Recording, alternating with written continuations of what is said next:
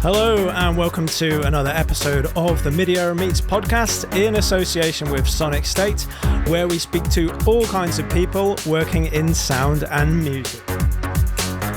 On the show this time, we've got Cosey Fanni Tutti, who requires no introduction, although I am now going to do one.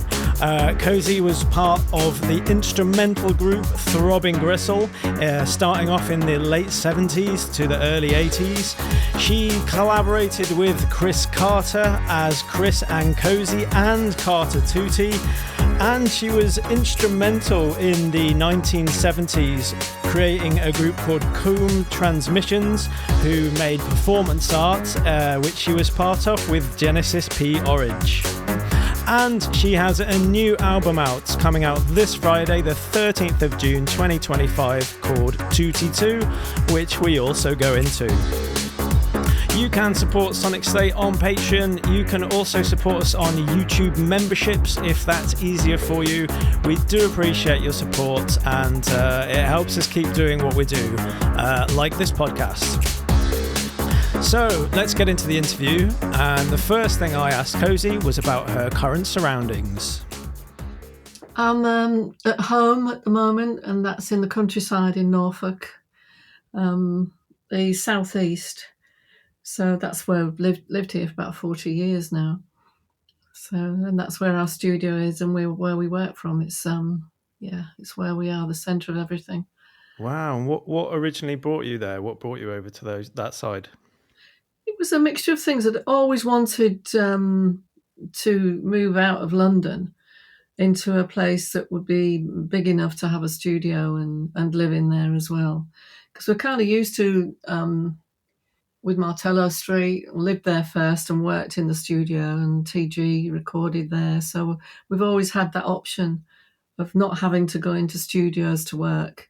And and even like when we moved within London, me and Chris had a house and we had a studio in one of the spare bedrooms. So it was just handy to go in there and do things we needed to do when we had time to do it. And that's what we're looking for, an old school. Or at first we looked for an old church. We did go around and nearly bought one. But I was 7 months pregnant by the time the church was still making up its mind whether to let us have it or not. So that didn't happen. And we just on the way back from there, we passed nearest town, picked up a newspaper, and this old school was up for sale by auction. So we went home, came back out 2 days later to the auction, and that's it. That's where we are now. We bought it and converted it. Amazing. And it's a really beautiful part of England as well over that side. Yeah, it's very flat because there's a lot of farmland here and things. It's reclaimed marshes, basically, in the Dutch style, with lots of ditches and dikes everywhere for drainage. But it is really lovely. I have huge skies here because of it being so flat. It's beautiful. Lots of sunshine. Excellent. And can you just walk us through your studio now? Like, what does that look like when you walk in? When you It looks absolutely full up. Really, yeah. Yeah, there's just walk-in space and chairs to sit on, especially when we're working on albums or anything, because we have a lot of cupboards where we store things, and then we go rummaging and pulling things out to use for certain things that we probably haven't used for a couple of years, but we think, I know what will do that, and go back. It's just that constant shifting of what you're enjoying using with equipment, I think. That's fantastic. That's really good. And I guess are you also unearthing things that you'd forgotten were there? Not really, because we've either used them in a live performance or in the studio, so we're kind of still familiar with it. We'll sit there sometimes and think, do you remember when we used to use, and then think, oh yeah, where is it, and go looking for it, you know. That's brilliant. That's brilliant to have all those things to kind of draw on and use. And you mentioned in an interview about the difference between like your live music and your studio music, and like separating those two. Yeah, I just thought it'd be interesting to talk about that, because so many people try to kind of exactly replicate a Mm. studio for live, and I think maybe there's a detriment for to something in doing that. Yeah, what's your approach between those two things? I think in a live situation, I mean, I think the PA dictates everything alongside the audience, for definite, because you want, well, for me personally, I want them to feel the music. I'm like that in the studio as well, actually. I want the studio speakers loud enough so I can feel the music. Um, but in a live situation, that is very physical, and you have that wonderful rapport and energy from the audience that you don't have in the studio. So when you're working on an album, recording it, it's very, very different. And I find it completely consuming. I have to be consumed by the sound in the studio. And that is the same in a live situation, funnily enough. But I do that in a live situation by the PA, basically, how loud we can get that without, people saying, no, can't have it that loud. So there is that side of it. And I don't see the point of replicating, like you said, an exact copy of what you do in the studio, because it's a very different atmosphere, and also it'd be really boring. I mean, it'd be a bit like sort of just doing karaoke, wouldn't it, really? Absolutely, yeah. And I do, yeah, I mean, sometimes I do change the lyrics and things. So, yeah, when have the audience there and they're sort of singing along or something, it's a sort of like, whoops, now and again, because I don't do it on purpose. It's just that for me, I sort of alter things now and again, not very often. Yeah, and I guess you're kind of you're in the flow of the moment there, not necessarily following the letter, every single letter of the page. I think. No, because we don't. We have usually when we performed live, we had uh, basically a rhythm track to go through, and on top of that is whatever happened basically. And Chris would be changing the rhythms live as well, so we'd have like a start point, and then we'd go off from there. Keep certain things like the Chris and Cosey catalogue. When we took that out on the road, we changed that quite a lot because I had a very light 80s sound. And by the time we did it live again,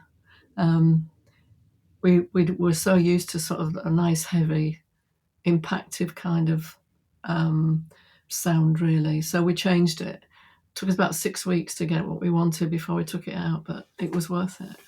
Yeah, I think that's one thing that struck me listening to your music, is that you give prominence to sounds in a piece that it's like an unorthodox way of mixing. You have like a really, what gives you the idea to draw prominence to one track element over another? Like what? Have you got an example? Um, I know a specific example, but I think sometimes, let's say, for example, drums are often mixed very forward, very loud, like that is the beating heart of the tune, and for, let's say, 90% of music, the like the snare, for example, is really far forward in the mix, and then maybe listening to some of your stuff, it's in there, but it's not so. Yeah, it's very unorthodox in the kind of the balancing of the music. I think that's really brilliant, really interesting how you do that. I think it's just how we hear it and how we want it to be. Is Yeah, I would find a snare right at the front and going on and on and on, really irritating. I It think that's is. got a lot to do with it. It's it's Do drums that aren't irritating and they shift and you get counter rhythms. It's much nicer, and it's good to dance to when it's like that. I suppose that's some of the I think my dancing history comes in as well. Is that yeah, I have to be able to sort of think I can dance to that. So yeah, don't have monotony, please, because it's just boring. Yeah, that's brilliant, because there is so much stuff around online now about kind of quite restrictive ways of making music, like production techniques that are supposedly tried and tested that everybody should do. But what I really like about your music and your career is that you've kind of always explored those other experimental themes, like darker themes. Yeah, what led you to kind of experiment with sound and music? Yeah, what started you off doing that? I think it just my childhood first is that, I mean, I wrote in my book Art, Sex, Music that I think that I could track it way back then when my father used to build radios, and so I used to hear all these weird sounds, and so they just became part of my musical vocabulary, really. And I was at a time when it went from rock and roll into psychedelia and protest songs and all kinds of stuff. Like, even, I mean, I was into a lot of American bands like Zappa and Beefheart and obviously Velvet Underground. So my history is like that, where you experiment with music and you comment on the world, and I think that's where it comes from, really. It's not just like love songs and let's get up and dance, dance, dance. Not like that. But I do want to get up and dance a lot, but I don't want to talk about it in the lyrics, really. Yeah, and you often there's so much, so many sounds within what you've created, which are exploring, yeah, like alternative emotions, like unconventional and again unorthodox emotions, and yeah, it's amazing to express those things because we all feel a whole ton of emotions throughout the day and from one moment to the next, and yeah, exploring those things with sound, I think, is a really good way of an outlet for those feelings. Um, yeah, how do you feel about that, and how do you approach that? I mean, that is my approach, really, is finding the sounds that represent how I feel or what I think about what's happening in my life and around the world, because it's important we all share that as human beings. We have shared emotions and experiences. And even, even if one person, when I do something, even clicks into the same kind of thing I'm alluding to, I think that's really nice, having communicated with someone. They might be on the other side of the world, but it's a nice thing to do. Definitely, definitely, and I love the fact that you've said things like it's all right to be sad, and Yeah. yeah, because often you often meet people who are kind of fighting those feelings outwardly, Mm, that they're not allowed to be sad and they have to be happy and they have to be like jovial or whatever.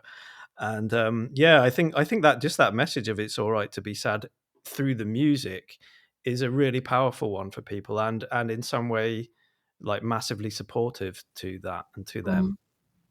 I think it is very important. I mean, sometimes it's an overwhelming emotion, and when you try and suppress that, I think it's has a terrible effect on people. Yeah. Really does. And also the whole thing is that the whole gambit of emotions. I mean, you have to have something to compare sadness to, which is joy. And if you don't allow the sadness to come through, how are you going to know what joy feels?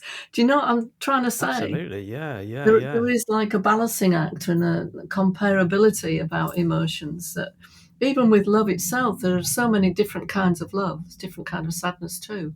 But if you didn't Mm. have all the rainbow colours of all that, I think, to draw on and to understand your life and how you feel and fit into the world, I think that's where problems really begin. Yeah, and how do you do that? Like, how would you? I understand that like the music making process is different every time, and like there's no set formula. But do you make that dark sounds, or do you feel the need to express dark emotions? Like where? I know, like, again, there's no formula, but yeah, what is your kind of creative approach to these kind of songs? I don't know whether you call them dark sounds. I think you're probably thinking about limbic and the other side of the album rather than the rhythmic side. But I do find low sounds really powerful, Yeah, yeah, yeah. and they do move me and make me shift elsewhere. And I think also if I start off with something like that with a real low rumble, then I'm kind of like following it through and responding to it. And then as you respond to it, I kind of hear something else. And then it leads me into the next kind of sound. And that's how I work, is that I let the sounds lead me through, basically.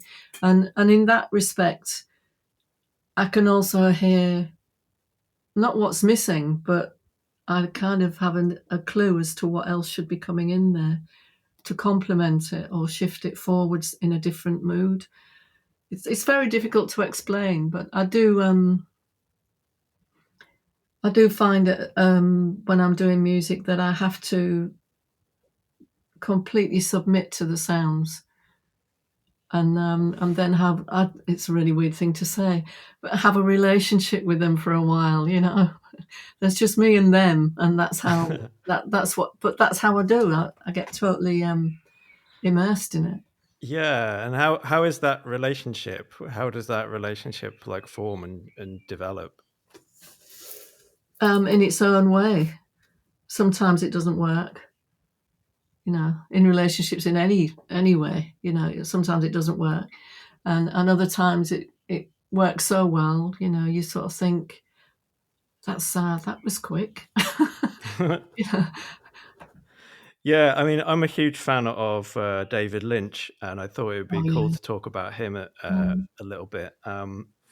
Yeah, what are your memories of David and his work and its influence on you? I think a lot of people always say, is there anyone, I often get asked the question like, is there anyone that inspires you? And I can never think of anyone, and you just hit on who it is. I think David Lynch, yeah. I'm reading his as a co-autobiography at the moment. I've had to stop reading it for a while because I'm doing something else, but that's really interesting, learning about his life from very early on, and his influences and things, and just his behaviour is really interesting. But I think his film work and his music and just his view of the world and visuals and the narratives he uses are just extraordinary. I don't know anyone like him, really. I can't compare him to anyone.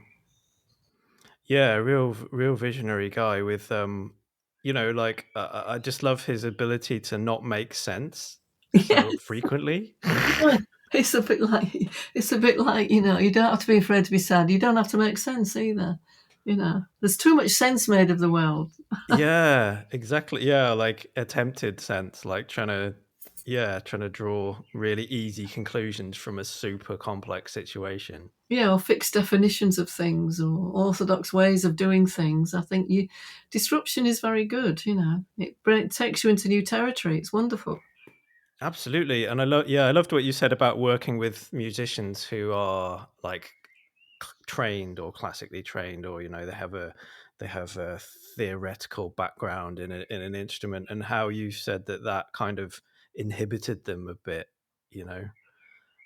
stopped them from, well, it gave them something to fall back on, but it didn't necessarily allow them to run free. No, I mean, classically trained musicians I've worked with, the reason why I made that statement is because the way I worked was just like totally free, and I couldn't quite understand, what the problem was for them. But and that's how I came to the conclusion, is that their fallback is their training, whereas I don't have any training, so I have no fallback. All I have is to go forward and discover something new, rather than go backwards and start playing something that's familiar, or going into chords, this chord, that chord, or I don't even know chords. So and I'm happy about that, very happy.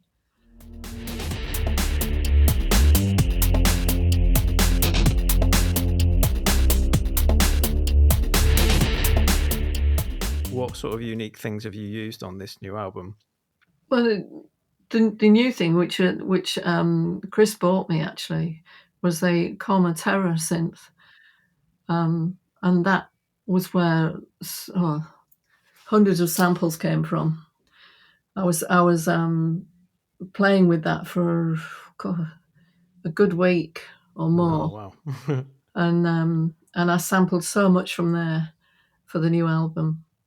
In terms of like atmospheric sounds and sounds that I could make rhythms from and sequences from, and it was just an absolutely wonderful piece of equipment. Makes me want to go back and play with it again, talking about it. But What's the name of it? It's not something I'm familiar with. What's it called? COMA, separate word, TERRA. Okay, the Chromacera. And I also used another piece of their equipment, was the Coma Cosmos, which I use for looping my guitar. Oh yeah. Have you got the Terra? Yeah. It's beautiful. They are, yeah, absolutely amazing. It's a slice of a tree trunk, the insides of a synth. But it's very hands-on. It's got the metal contact, so you kind of play it. You don't sort of, just turn knobs and things like that, or plug in wires. Yeah, it looks Very so unique. tactile, very tactile. Yeah, what I mean, it's also kind of like ergonomic for the hands, right? Yeah. So you can Yeah, kind you of need long relax and fingers sit like with it. me. Yeah, that was Yeah, Nik. I think Nik may have done a review of that at some point. But yeah, the Soma stuff is spectacular. They had a really good little unit called the Rumble of Ancient Times. Oh, really? Yeah, it's like a 4-voice drone synth that's like this big. And yeah, you've got the ability to have each of the 4 drones on or off, and then you've got touch plates to trigger the opposite Nice. mode to that. Yeah. Yeah, they make great stuff. Yeah. Soma. Oh, that's cool. And you said there was another synth that you also used from them. Yeah, their Cosmos was guitar. Well, it's like ambient looping. So I put my guitar through that, and I put some samples through that as well that I'd got from the Terra. I used it for different everything gets used for just to see what happens. That's fantastic. And yeah, when did you start? So you have a new album coming out June the 13th. Yeah. Tutti 2. That's a great name. When did you start putting it together? When did you start wanting to put out a new album? I think originally I thought of another album when I was working on the Delia Derbyshire soundtrack for Caroline Katz's film. And I'd got sounds that weren't relevant to Delia, just as I was experimenting and finding things. And so I set them aside in a folder, thinking, I'll use them for something else at some point. So that was the beginning of it, and that was a long time ago, wasn't it? About 6 years. So, but then I went, so right, I think I'll do another album. About years ago, and started on it, and then all sorts of things happened personally that took me away from it for nearly a year. I sort of like jumped in off now and again, but then I thought I can't keep jumping in and out again. I just need a full stretch of time with it. So that's what I did. I finally got back to it, which was great. Totally different album though, because of what had happened in between. It started off very ambient, and I bought a piece of equipment for it actually. It was a granular synth. I wanted to work with that. Oh, cool. But when I came to work with it, it just didn't work for me anymore. It just didn't speak in the right way for how I felt. So luckily, Chris bought me the Terra. Amazing. Yeah, I mean, there is this funny thing with equipment and gear that, like you said, it speaks to you. Like you can look at a table of someone's gear, and there'll be some things that like jump out, and that they you want to go for it, you want to use it. Yeah, what sort of equipment throughout the years has really spoke to you that you would see as like pivotal to your musical exploration? Not so much pivotal. Yeah, Obviously, the maybe not Terra, pivotal. guitar, cornet, harmonica. I still go back to them. I love them. My Ebo. I just really enjoy playing with them and seeing what they can do.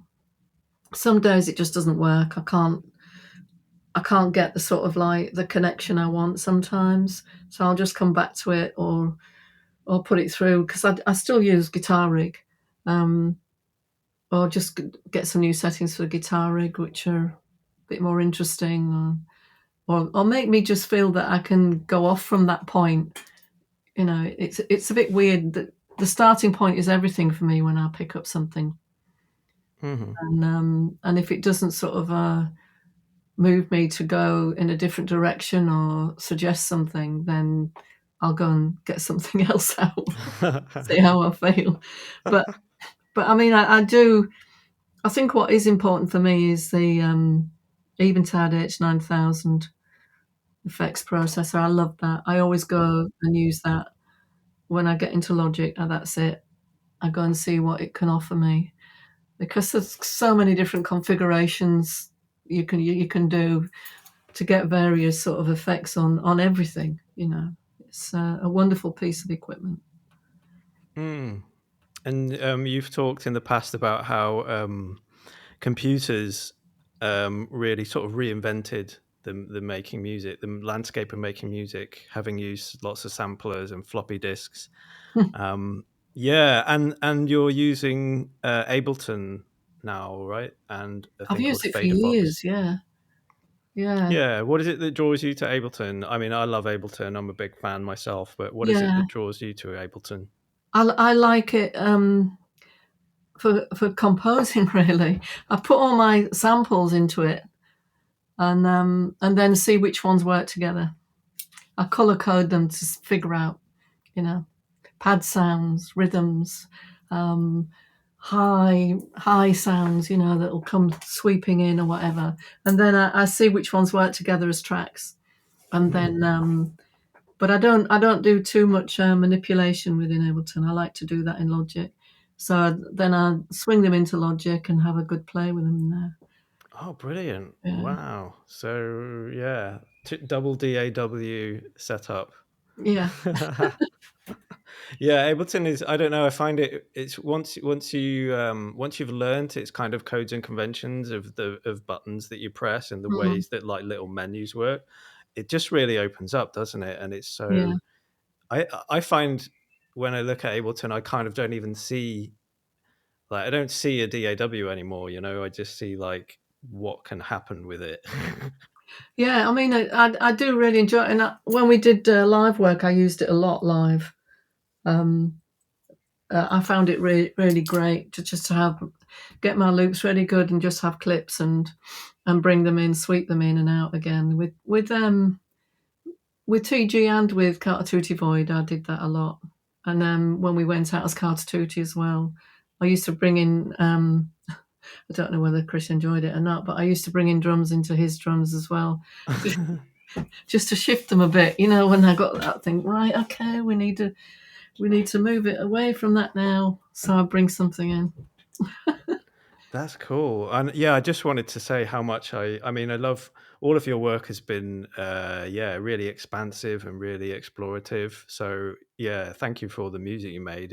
It's really, a lot of people have enjoyed it and continue to. The Carter Tutti Void stuff, I just find it so accessible and nice to listen to. Yeah, that collaboration is really, I would say, yeah, your most accessible work. Yeah, it's really, really fun. That's interesting that you said it was accessible.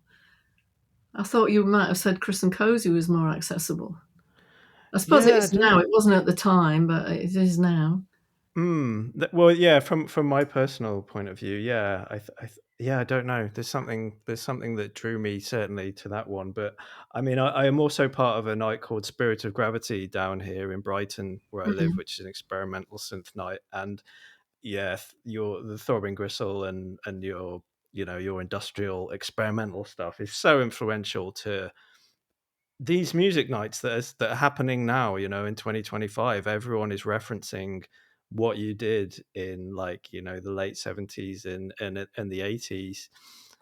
Yeah, what does that feel like when you you've influenced such a huge scene in the music industry.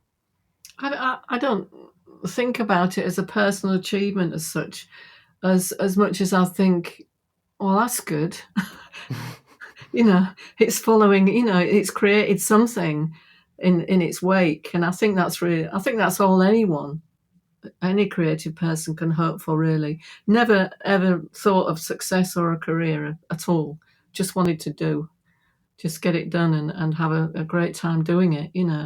And finding things that you wouldn't necessarily think were music, but they did their job in expressing how you felt, or what you heard in your head. I think that's another big thing for me. What I hear in my head, I want to get out via whatever instrumentation I've got.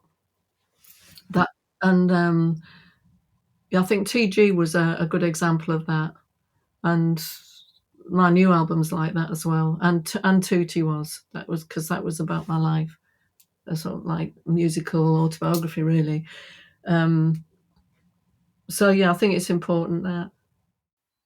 Yeah, I mean, I think maybe there's a little bit of a parallel with Sonic State in terms of like how well known Nick and Andy's website and YouTube channel is. Like, they don't really realize the gravity of the audience, and that's probably a good thing. Well, I think it is because for me, I just my life is doing what I do. I don't expect any kind of like congratulations or gratuitous like, oh, it's great and all that. I don't expect that. The adulation. Yeah, the adulation is not something that I think about, or I suppose some people would. They go into it for a career for that. Some people. Exactly. Some people, that is their objective. The objective is the adulation. The objective I just enjoy doing the music so much. It's quite selfish, really, of me, isn't it? It's that I do it for me, but it's great when other people like it. Yeah, I think that's the best way, when you're fulfilling your artistic desires, and then it just so happens everyone loves what you're doing that. Yeah, I mean, there's some pretty hefty quotes that have been thrown around about your career and reshaping the mainstream. I think that's such a powerful thing to be able to do. I just sort of wondered what artists you're into now, that you feel are still doing that kind of thing, like reshaping what is defined as mainstream. I have no idea. I've absolutely no idea. I mean, I'm in the middle of so many things at the moment. I've not got any time to think of that. Yeah, that's fine. That's okay. It's a luxury for me to do that. I think I have a list, actually. I have a folder on my desktop of musicians that I've just heard by accident on film soundtracks, Oh, that's good. or just and those are the people that I'm just gonna, when the next few months are over with, when then the projects are kind of like rolling out on their own and they don't need me, I'm off to have a good listen to all those people, because some of it is really beautiful, and obviously I never listen to anyone else when I'm recording an album ever, because it just seeps into the psyche and other people's music, and I don't. That's something I don't do. Definitely. I think John Grant said that in an interview, where he was like, I don't want to hear anyone else's music while I make an album, especially if it's really fucking good music. Well, I think he listened to ours because he told me he did. Oh, wow. Yeah. Yeah, he's an amazing guy. He's lovely. I love him to bits. Yeah, I spoke to Martin Ware on the podcast a couple of months ago, and he said how much he loved Creepshow, which is the Stephen Mallender, John Grant, Benj, and John Fox group, which is just superb. But I obviously putting you on the spot there about who's reshaping the mainstream, and that's I don't know, one artist I would definitely put forward who's shaken things up a little bit is Arca. Have you heard Arca's music? No. Oh wow, there's one track by Arca. Oh, I've forgotten the name of it now. How do you spell it? Mutant. ARCA, mutant. Okay, Um, just let that track play. That's all I say. Just let that track play out. great. It's very dark and disturbing for quite a while, but just stay with it, and it's absolutely phenomenal. I think that's what you just sort of described. Something that I think is important is that you have to surrender to the music and let it play out. I think that's really important, because Yeah. otherwise you're kind of like expecting something that the person that made it didn't do for you. You know? It's like, no, no, no, no. He's not made this especially for you, and it's not going to go from A to Z how you want it to. Just listen to it, surrender to it, and enjoy it as it should be. Absolutely, absolutely. And I think that's also the same with emotions as well, isn't it? Sometimes it's like we sometimes battle emotions, that we're feeling, and sometimes surrender is often the best way. Yeah, yeah, within reason. Hmm. Yeah, Yeah. within reason. Yeah, for example, I mean, so I had a series of panic attacks in my life that were just kind of triggered by some really awful neighbors that I had.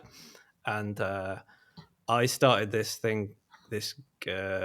project called Gun Boiler, which was basically me trying to express what a panic attack was like through music. Wow. And I found it so everyone. First of all, everyone loved the performance. Everyone loved it. Like it was fucking intense. It was kind of like Gabba, like really live, hardcore Gabba, or dressed in a wig and put a mask on. Uh, but yeah, I mean, I know this is like such a menial tale for you, like because I'm not, but I found personally putting out that emotion of those really unbelievably dark moments, being able to channel that into music was incredibly empowering and hugely like therapeutic, I would say. I would think so. I mean, yeah, I think people underestimate the emotional impact other people can have on you when it's really negative and nasty. Mm, Absolutely, they do. It's just with you 24/7. You're just waiting for the next launch of whatever they want to do. that's You it. know, That's exactly it. yeah, Yeah. and they live in your head, and it manifests physically as well, which is horrendous. So yeah, I've been there myself. Yeah. Yeah, it's great that, but I think, an artist like yourself, that you're putting out there that you're doing that, and I think that's really inspiring for people because it gives people a bit of license to go, well, I feel like shit at the moment, or I'm angry about something, and yeah, to channel it in a positive way is amazing. Yeah, yeah. Well, because like you know, there are other people out there that feel the same way and they can connect with it, and therefore you've shared it, and you probably made them feel better as well. You know. Yeah, exactly, and even just the simplicity of 200 beats per minute techno that's live, that's crazy, that's incendiary. That's fun to hear on a PA once you've got used to it Yeah, well, for a it's few minutes. the power of sound, isn't it? Yeah, yeah, it's so powerful, and I liked what you said about you really enjoy the low sounds, Mm. those kind of really low sounds because I guess there's like a huge primal I connection think we there have is. to those things. I know. I'm talking about. I think like with the overtone chanting as well. I think that has a connection to that low, because it's the vibration that goes through your body, Mm, and it's a physical thing. You know, it has an effect on your innards. You know, your organs, as well as your emotions and your psyche. And I think that's possibly why I like the low ones rather than the high ones. Because with the overtone chanting, or even like with meditation, when people do chanting, there's a purpose behind it, and it's a physical and emotional thing. You know, you're mm. like when you're playing that gig, sort of exercising all that crap from when you went through with your panic attacks and things. I mean, that's really amazing to do, because it's a kind of healing. Well, I think the overtone chanting is called a healing thing as well, and it heals from the inside. Yeah, and I think in doing those things, you realize that a lot of the answers are kind of within as well. A lot Yeah, of the not solutions necessarily, but yeah. yeah. You have a certain amount of power yourself as a physical, as a human being. You can generate all kinds of weird shit with your body. Absolutely. All those sounds and everything, externalize it. You're a little powerhouse there.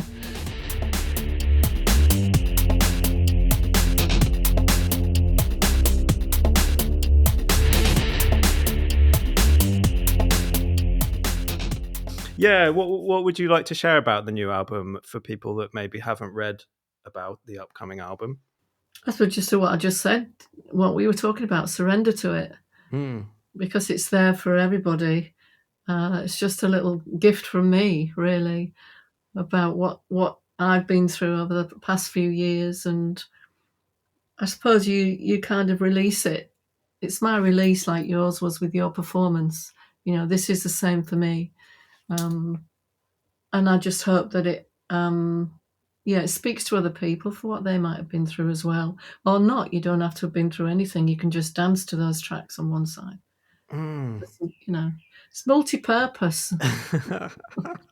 I do love that about music, like interpretation of what you think the artist meant with it is so it's so important. subjective. It's not important. The music is there to have whatever use that you want from it. Absolutely. And have you done, in terms of like sound things, have you experienced, I'm sure you have experienced sound baths and things like that, gong baths, and how they kind of speak on quite a fundamental level to us. I don't know, have you had any experiences with sound baths or gong baths? No. Oh wow. I was very skeptical about it, to be honest. I thought it was a bit woo woo and a bit hippie. Let's sit around a big gong and I don't know, chill out or whatever. Is that what it is? Well, it kind of is, but it's actually like I had almost a full-on psychedelic experience, completely sober, having previously had lots of psychedelic experiences that weren't sober. Like I had a gong bath going into it, like super skeptical.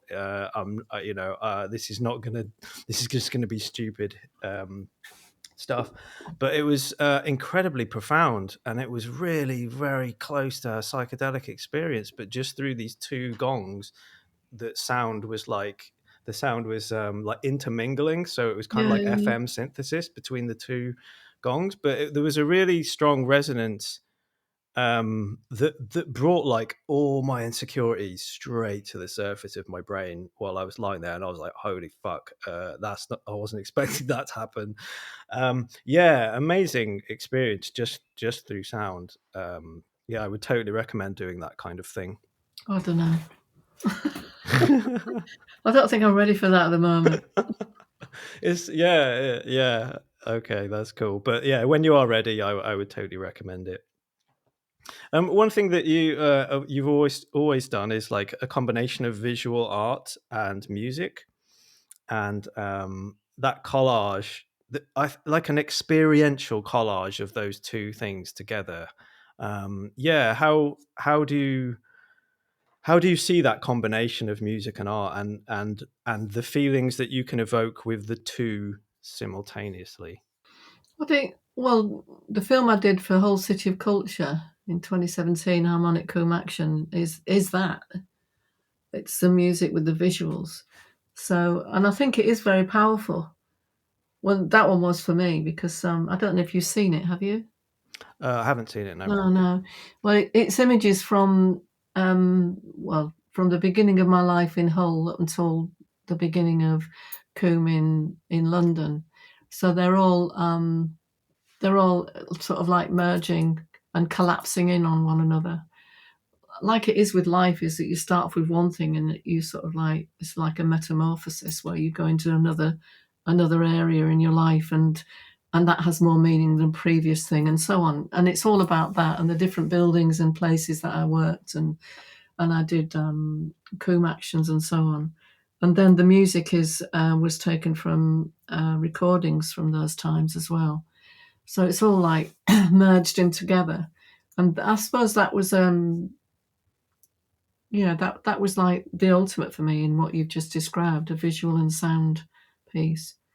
But when we did live performances as Chris and Cosey, we had a lot of video projections behind us, and in the very beginning we had slide projections as well with John Lacey. He had a bank of about 4 or 5 projectors and then before we went out, we'd get all these slides and photograph stuff and things like that, and then he'd collage them as we were playing, so they'd be projected on us and then on the back screen as well. So that was another example of what we used to do. But I think it was important in that respect. And then sound became just the sound, like with we just have like a still as the video backdrop. Sometimes we'd bring a video that had lots of things going on, like some art actions or whatever. But other than that, no. Sometimes we wanted the sound to be the focus and nothing else. Yeah, I think that completely makes sense. If we shut our eyes and just listen to sound, like if we listen to recordings, like those recordings that you had from Hull when you were younger, the amount of like visual imagery we get from sound is really powerful, isn't it? Yeah, absolutely. It's huge. Like I smuggled a mini disc into school on the last week and the last day of school when I was like 15 or 16, and I had the mic like running up through my sleeve so the teachers didn't know I was recording stuff. And I just put my hand up and asked stupid questions to the teachers and saw what happened. Some hilarious effect. Sometimes just got told off, but the recording of playtime is like one of the most incredible recordings I've got, and there's kind of just a bit of bird song and just like a road noise in it, and then like people playing. But if I play that sound and listen back to it, it's transformative. It's like a time machine. Yeah. I remember it made me think of the recording I did when I visited my sister, and I recorded her children playing. Yeah. Back in CG days. I just loved the sound of listening to children playing because they have no agenda. They're completely innocent and free of any kind of like expectation of what they want to do and so on. And they're just, the absolute the happiness within it. I think it does kind of take you back sometimes as well as to when you were a child when you hear that. Definitely. They have like a boundless energy and boundless imagination. Yeah, our grandson's like that. I remember I was living in one house one time, and there were some kids playing with like a piece of wood, like a sort of like a crate piece of wood on the lawn, and then they were sort of playing on the patio area at the end. And I just thought these kids were just messing around. They were running around doing some sort of random collection of things. But their dad came over and was like, no, they're playing pirates. He's like, that's a pirate ship. Yeah. That's the thing. I was like, oh my God, they've created this whole world in the garden that I couldn't the see. imagination's amazing. Yeah, that their dad pointed out. I did an action in Kiel years ago in mid-70s. Yeah, mid-70s. And I set up a huge piece of grass, and I started getting all the things out to do my art action. And I had sticks and long pieces of string, and I was setting them all out. And this young guy, I think he must have been about 4, came up, and that's what reminded me when you're talking about that. He came up and he obviously saw something in these sticks and pieces of string, because he came up and started joining in. And I didn't say anything. He spoke German. He didn't speak English, and I didn't speak German. So we had this really nice little moment of playing together. It was fabulous until his parents came up and whisked him away. It didn't explain anything like that guy did to you about pirate ships. It was just like, what are you doing in German? And he went away. But that always stayed with me, is that it was really quite a little magical moment of someone just connecting with me in that way, and then not having any worries about joining in. It was so nice. Very natural, isn't it? Mm. So we've all got adults, we've all got like all these things that we're scared of or we're worried about, and we just like stop ourselves doing so much stuff. Cool. Yeah, it's been amazing to speak to you. Just a few questions from the Sonic State audience, if you wouldn't mind. I like to open up the floor to some of the Sonic State audience, so it's not just my boring questions that you have to listen to. So David Sholton said, how do you keep an idea fresh once you've come up with it? And have you ever gotten in a musical rut, and how did you expand beyond it? I get into musical ruts. They're a real pain. So what I usually do is I kind of rethink it, in as much as I mute some tracks and see if they do something to take me somewhere else, basically. Because I find that I usually get in a rut when something dominates a track. And I think, oh, God, bloody... So I mute it, and it can change the track completely. It goes from something kind of rhythmic and really fast to something that's more ambient. And it's been hidden there that whole time. And you're just not hearing it because of this one dominant sound that's become really... It's great, but it's irritating, and it's hiding all the potential behind it. So that's what I do. Superb bit of advice there, and it goes back. It connects to the thing we spoke about right at the beginning, which was the predominant things in the mix, and not necessarily the things that we get told to put as the predominant thing in the mix. And I really love that approach. And I think listening to your music that's been such a big thing for me. Like, wow, actually, why are we all mixing things the same way? It's stupid. We're not all the same. Okay, that was a great question, Derek. One from Michael Turner Craig, which says, how do you judge the difference between something that is an idea, something that needs further development, and something that is finished? Well, that's from the beginning to the end, isn't it? It pretty much, yeah. Every stage of the process. Yeah. I guess the idea, something that needs further development, and finished. Yeah. Well, the idea usually comes from wanting to express something in sound, and that usually that idea, the sound is already in my head, because I've either been angered about something or loved something, and I can hear the sound. So yeah, that I'll go looking for that sound first, and then for things that enhance it and take it to a place where it expresses what I want it to. And the finished track is when I put the mastering plugin on. Because that really kind of like, whoa, yes, that's it. I try not to put it on until the very end, obviously, because it's mastering. But and then I'm happy with it or not. No. Cool. And would you be able to share what that plugin is? No. Okay, secret. We have a book of studio secrets. Okay, yes, available now. If you need to know them, yeah. That stays in the studio. Oh, okay. Oh, right. I thought you might have published it. No, okay, great. No. I recommend personally Brainworks Master Desk. Oh yeah. It's really good. That really fans up your mix, makes it louder. I did interview Dave Clark many years ago, Baron of Techno, and he was saying about how he was just talking about how sometimes plugins which emulate hardware just don't do the same as what the hardware does. No, it doesn't. Yeah, so but I mean, some are really good because they bring out the low or the top or the mid that sometimes is missing, and you kind of hear it a little bit differently and at the end, and you think, yeah, that's it. That's what was missing before. I thought it was complete, but yeah. So it's all experiment, really. Exactly. One final question from Paulie Alex Bow. I think we could all do with a little less misplaced shame and guilt in our lives. So what's your recipe for staying happy, authentic, wild, and shame-free? Nothing matters really, does it? Nothing matters. Well, you could be gone tomorrow. Would you sooner not do what you wanted to do?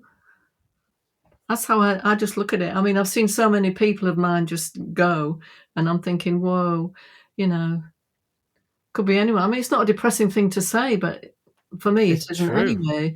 It's true. Is that, Yeah, absolutely. you've got one chance with this life. Live it to the full. Do what you fancy doing, as long as it doesn't harm anybody else. But and just you've got nothing to lose.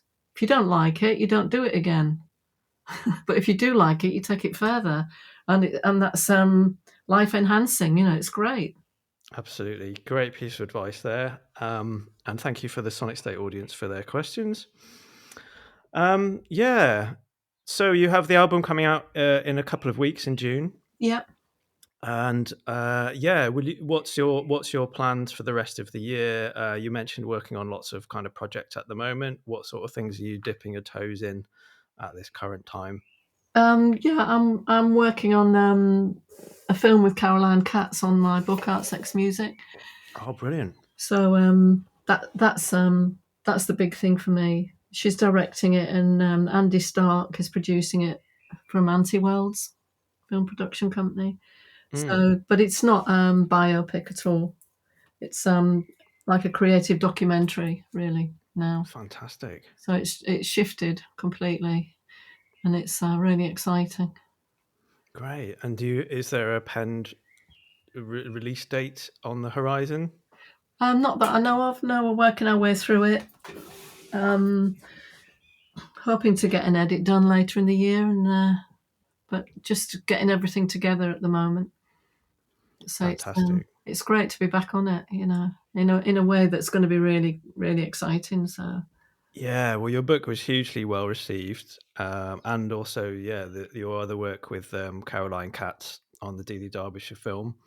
Yeah, we had such a good time doing that together. So it's great to be working with her again, and with Andy, because he was production on the Delia film as well. Cool, excellent. Well, best of luck with the release from the Sonic State audience. Not that you need it. Well, you never know, do you? We'll make sure that we get it covered when it is out. It's been fantastic to talk to you, Cosey. And you, thank you. Lovely Monday morning, lovely start to the week, right? Yeah, the sun's come out, actually. It's been miserable up until now, so thanks for the sunshine. Yeah, do you know what? The same has happened here in Brighton, with the sun's just come out now. So, thank you very much for speaking to us. It's been fantastic. Take care. Bye. Oh, so amazing to talk to Cosey. I have to be honest, I wasn't expecting for that to turn into a partial therapy session for myself. That's how it goes on a Monday morning when you're interviewing a superstar like Cosey. Really interesting insights. Do go and check out her album, 2T2, which is out this Friday, the 13th of June. An incredible back catalogue and a hugely influential person, so it's great to hear her insights into the process of making music and how she continues to work, going forward. That is another episode wrapped up. Thank you so much for listening.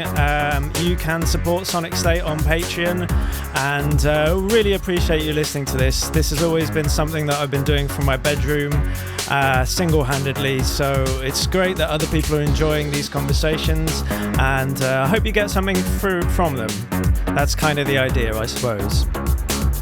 Okay, I'm going to recommend an episode with Kenny Young, the second or third episode of my series, speaking to a guy who works in the video game industry, doing soundtracks, music for some massive video games.